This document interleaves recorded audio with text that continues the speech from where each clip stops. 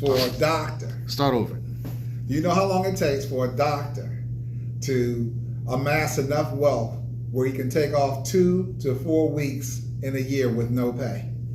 No. 20 years.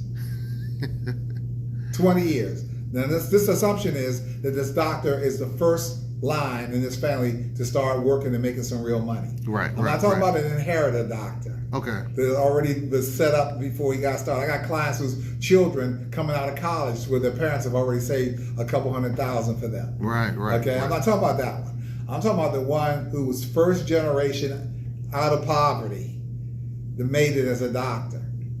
Now I got to spend the next 10 to 15 years repaying back his student loans.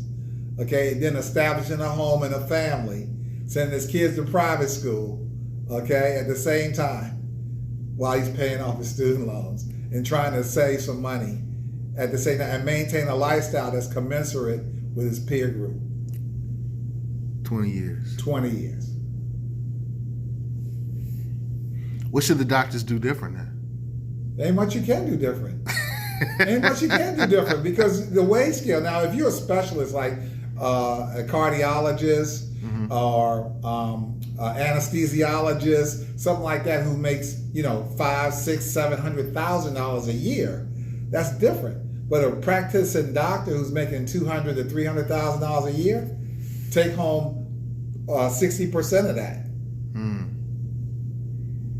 and got to do a mortgage on a nice house and a nice, drive 2 nice cars, right? And got to pay off the student loans and pay the mortgage and everything else. It's not a whole lot of money. It's not a whole lot of money. And it takes time to build it, and when you're saving it at $10,000 or $20,000 clips per year. Right.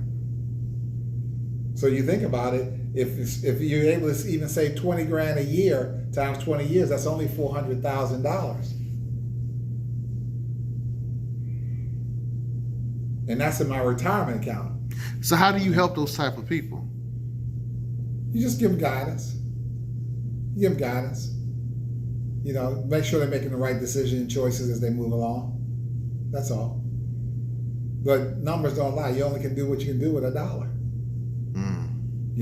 So it's not the title that makes it, it's the money. It's what you do with the money.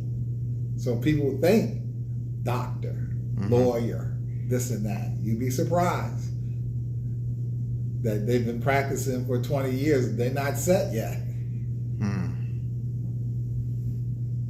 That's the difference between earnings power and wealth. See, just because a person earns money doesn't mean they're wealthy.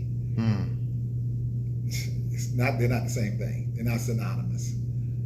That's the difference between wealth and earnings power. Earnings power. Right. Earnings power can create wealth. Wealth itself exists.